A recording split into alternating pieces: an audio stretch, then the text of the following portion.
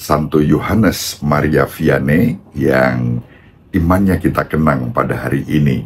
Jenazah Santo Yohanes Maria Vianney itu masih utuh karena karya rahmat Allah dalam hidupnya.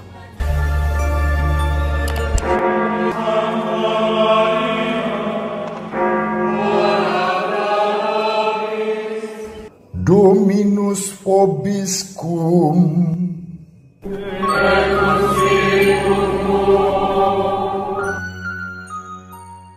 Sahabat peradaban kasih ekologis yang terkasih, selamat berjumpa dalam Renungan Harian bersama saya Romo Alois Budi Purnomo PR melalui channel ini. Semoga panjenengan selalu sehat, tetap semangat tanpa sambat, dan selalu bahagia, kebahagiaan yang bersumber dari Tuhan Allah kita. Hari ini adalah peringatan wajib Santo Yohanes Maria Vianney, pelindung para imam, khususnya para imam diosesan dan para romo paroki. Mari kita awali perjumpaan kita dengan bersatu di dalam doa. Dalam nama Bapa dan Putra dan Roh Kudus. Amin. Bersorak-sorailah bagi Allah kekuatan kita. Umatku tidak mendengarkan suaraku, dan Israel tidak suka kepadaku. Sebab itu aku membiarkan dia dalam kedegilan hatinya. Biarlah mereka berjalan mengikuti angan-angannya sendiri. Sekiranya umatku mendengarkan aku, sekiranya Israel hidup menurut jalan yang kutunjukkan, seketika itu juga musuh mereka aku tundukkan, dan para lawan mereka aku pukul dengan tanganku. Orang-orang yang membenci Tuhan akan tunduk kepadanya, dan itulah nasib mereka untuk selama-lamanya. Tetapi umatku akan kuberi makan gandum yang terbaik, dan dengan madu dari gunung batu aku akan mengenyangkannya. Kemuliaan kepada Bapa dan Putra dan Roh Kudus, seperti pada permulaan, sekarang, selalu, dan sepanjang segala abad. Amin. Bersorak-sorailah bagi Allah kekuatan kita. Dalam nama Bapa dan Putra dan Roh Kudus. Amin. Sahabat peradaban kasih ekologis yang terkasih, mari kita baca Injil Matius bab 14 ayat 13 sampai 21. Sekali peristiwa setelah mendengar berita pembunuhan Yohanes Pembaptis, menyingkirlah Yesus dengan naik perahu. Ia bermaksud mengasingkan diri ke suatu tempat yang sunyi. Tetapi orang banyak mendengarnya dan mengikuti dia dengan mengambil jalan darat dari kota-kota mereka. Ketika Yesus mendarat, ia melihat orang yang besar. Ia melihat orang banyak yang besar jumlahnya. Maka tergeraklah hatinya oleh belas kasihan kepada mereka, dan ia menyembuhkan mereka yang sakit. Menjelang malam, para murid Yesus datang kepadanya dan berkata, "Tempat ini sunyi dan hari sudah mulai malam. Suruhlah orang banyak itu pergi, supaya dapat membeli makanan di desa-desa." Tetapi Yesus berkata kepada mereka, "Mereka tidak perlu pergi, kalian saja memberi makan mereka." Jawab mereka, "Pada kami hanya ada 5 buah roti dan 2 ekor ikan." Yesus berkata, "Bawalah kemari." Lalu disuruhnya orang banyak itu duduk di rumput. Setelah itu ia mengambil ke-5 buah roti dan ke-2 ekor ikan itu. Sambil menengadah ke langit, diucapkannya doa berkat. Dibagi-baginya roti itu dan diberikannya kepada para murid. Para murid lalu membagi-bagikannya kepada orang banyak. Mereka semua makan sampai kenyang. Kemudian potongan-potongan roti yang sisa dikumpulkan sampai 12 bakul penuh. Yang ikut makan kira-kira 5.000 orang pria, tidak termasuk wanita dan anak-anak. Demikianlah sabda Tuhan. Terpujilah Kristus. Sahabat peradaban kasih ekologis yang terkasih, saya akan memberi perhatian pada Santo Yohanes Maria Vianney yang imannya kita kenang pada hari ini. Tentu saja bacaan-bacaan yang kita pilih, Mazmur tanggapan yang menjadi doa kita, dan Injil yang kita baca mendasari semangat refleksi kita. Tuhan kita Yesus Kristus selalu memberikan anugerah yang di luar dugaan kita. Memberi makan 5.000 orang, sisa 12 bakul, itu sesuatu banget. Dan roti itu tidak lain menuju pada sang roti hidup, yakni Yesus Kristus sendiri.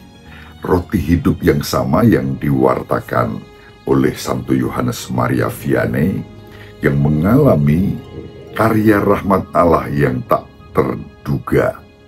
Sahabat peradaban kasih ekologis yang terkasih, kalau kita membaca riwayat hidupnya dikatakan mulanya ia dianggap remeh karena kelambanan dan kebodohannya. Ia ditempatkan di paroki Ars, sebuah paroki yang terpencil dan tidak terurus. Kebetulan saya mendapat berkat pernah berkunjung berziarah ke makam Santo Yohanes Maria Vianney yang makamnya itu menjadi altar utama di gereja Ars. Diimani bahwa jenazah Santo Yohanes Maria Vianney itu masih utuh karena karya rahmat Allah dalam hidupnya. Sahabat peradaban kasih ekologis yang terkasih, di paroki itulah Santo Yohanes Maria Vianney mengabdikan dirinya dan menjadikan desa Ars sebuah tempat ziarah bagi umat beriman dari segala penjuru dunia. Santo Yohanes Maria Vianney lahir pada tanggal 8 Mei tahun 1786 di desa Derdilly-Lyon di Prancis. Ayahnya bernama Matthias Vianney, seorang petani miskin. Ibunya seorang yang taat beragama. Masyarakat setempat kagum dan suka pada mereka karena cara hidup mereka yang benar-benar mencerminkan kebiasaan hidup Kristiani. Sejak kecil, Yohanes sudah terbiasa dengan bekerja keras dan doa yang tekun berkat teladan orang tuanya. Dibandingkan dengan kelima orang saudaranya, ia memang terampil dan rajin bekerja, namun lamban dan bodoh secara intelektual. Ia baru bisa membaca pada usia 18 tahun. Meskipun begitu, ia bercita-cita menjadi imam.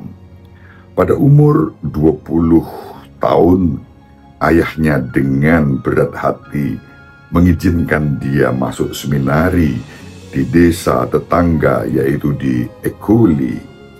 Hal itu bukan karena ayahnya tidak menginginkan dia menjadi imam, melainkan semata-mata karena ia memang dikenal, maaf sekali lagi, lamban dan bodoh. Pendidikannya sempat tertunda karena kewajiban masuk militer yang berlaku di Prancis pada masa itu. Baru pada tahun 1812, ia melanjutkan lagi studinya. Ia mengalami kesulitan besar sepanjang masa studinya di seminari. Hampir semua mata pelajaran, terutama bahasa Latin, sangat sulit dia pahami. Namun ia tidak putus asa. Ia rajin berziarah ke Louvre untuk berdoa dengan perantaraan Santo Franciscus Regis agar bisa terbantu dalam mempelajari semua bidang studi di seminari. Berkat doa-doanya, ia berangsur-angsur mengalami kemajuan hingga menamatkan pendidikan seminari menengah Veriores dan masuk seminari tinggi. Sahabat peradaban kasih ekologis yang terkasih, di jenjang seminari tinggi, ia harus berjuang keras lagi agar lolos dari kegagalan. Meskipun begitu, ia terus-menerus harus mengulangi setiap ujian, selalu kalau ujian. Pemimpin seminari sangat meragukan dia, namun mereka pun tidak bisa mengeluarkan dia karena kehidupan rohaninya yang sangat baik. Ia seorang calon imam yang saleh. Akhirnya, Yohanes pun dianggap layak dan ditabiskan menjadi imam pada tahun 1815. Setelah menjadi imam, ia belum diperkenankan melayani sakramen pengakuan dosa, seperti yang tadi sudah saya sampaikan. Karena apa? Karena dianggap tidak mampu memberikan bimbingan rohani kepada peniten, pada umat yang mengaku dosa. Kecuali itu, ia dinilai tidak bisa menjadi pastor di paroki-paroki kota. Oleh karena itu, ia ditempatkan di Ars. Ars merupakan sebuah desa terpencil dan terbelakang di Prancis pada masa itu. Paroki ini dianggap cocok bagi dia karena tingkat pendidikan umatnya yang tidak seberapa. Sahabat peradaban kasih ekologis yang terkasih, pada tanggal 8 Februari tahun 1818, Johannes Maria Vianney memulai karyanya di paroki Ars. Di satu pihak, ia sungguh menyadari bahwa kemampuannya tidak seberapa bila dibandingkan dengan beratnya tugas menggembalakan umat. Namun di pihak lain, ia pun menyadari bahwa dirinya bukanlah pelaku utama karya penggembalaan umat. Allah sendirilah yang melalui Roh Kudus bekerja di dalam hidupnya, dan pelaku utamanya adalah Allah. Itu yang diimani oleh Santo Yohanes Maria Vianney, dan iman kesadaran itu mendorong dia untuk senantiasa mempersembahkan karyanya kepada Kristus. Tahap demi tahap, ia membenahi parokinya dengan membangkitkan semangat iman umat. Semangat kerja kerasnya sejak kecil mendorong dia untuk berkhotbah dan mengajar umat tanpa kenal lelah. Yohanes yang dulu dianggap remeh dan dipandang dengan sebelah mata oleh banyak imam lain, kini dikagumi dan disanjung. Desa Ars yang dahulu sepi, sekarang menjadi tempat ziarah terkenal bagi umat dari segala penjuru Prancis, bahkan segala penjuru dunia sampai saat ini. Dari mana-mana umat datang ke Ars untuk merayakan Ekaristi, mendengarkan khotbah pastor desa yang saleh dan suci itu. Khotbah-khotbahnya tajam, keras, dan mengena sehingga menggetarkan hati umat, terutama para pendosa. Namun di kamar pengakuan, ia ramah dan dengan hati yang ikhlas memberikan bimbingan rohani kepada umatnya. Berkat rahmat Allah yang diperkuat dengan keluhuran budi dan kesalehan hidupnya, Santo Yohanes Maria Vianney mampu mengantar kembali umat kepada pertobatan dan penghayatan iman yang benar. Sahabat berhadapan kasih ekologis yang terkasih, pada akhirnya Pastor Ars yang saleh ini dikaruniai karisma mengetahui berbagai hal sebelum terjadi.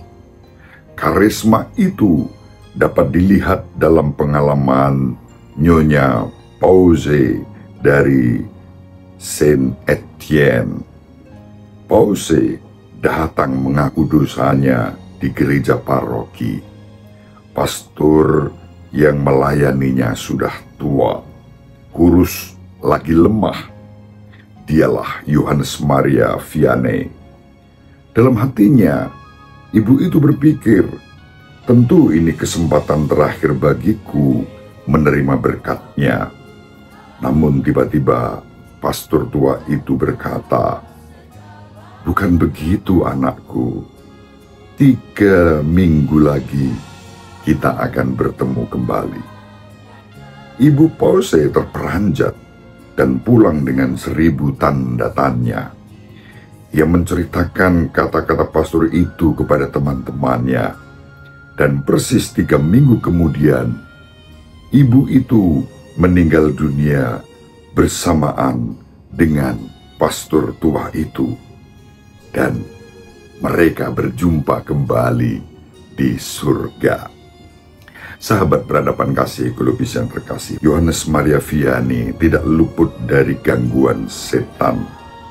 Ia seringkali tidak bisa tidur karena gangguan setan pada malam hari. Ia tidak takut karena yakin bahwa sesudah kejadian seperti itu, selalu akan datang pendosa berat yang bertobat melalui sakramen pengampunan yang dilayaninya. Di samping penyembuhan luka-luka batin bagi umatnya, banyak pula penyembuhan jasmani yang terjadi secara ajaib melalui doa-doa dan karya Santo Yohanes Maria Vianney. Tugas hariannya yang berat itu sangat menguras tenaganya.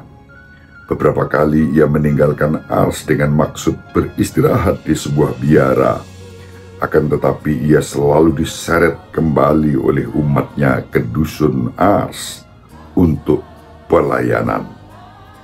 Itu suatu tanda bahwa umat sungguh mencintai dia dan mereka tidak rela pastor mereka pergi meninggalkan mereka.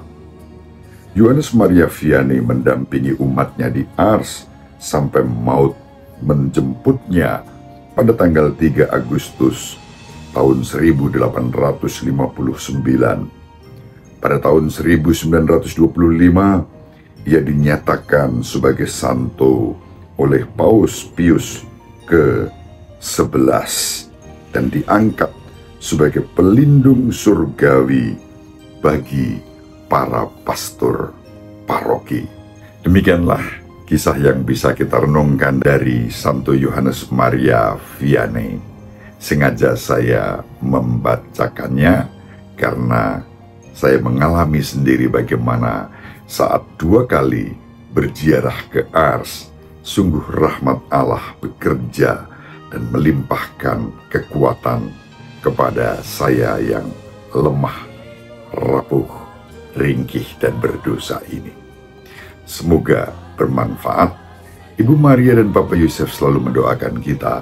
Semoga sahabat peradaban kasih ekologis yang terkasih bersama seluruh anggota keluarga dimanapun berada dibimbing, dilindungi dan diberkati oleh Allah yang Maha Kuasa, Bapa dan Putra dan Roh Kudus. Amin. Terima kasih. Salam sehat, tetap semangat tanpa sambat, selalu bahagia. Kebahagiaan yang bersumber dari Tuhan, Allah kita. Salve, shalom, salam sejahtera, berkah dalam.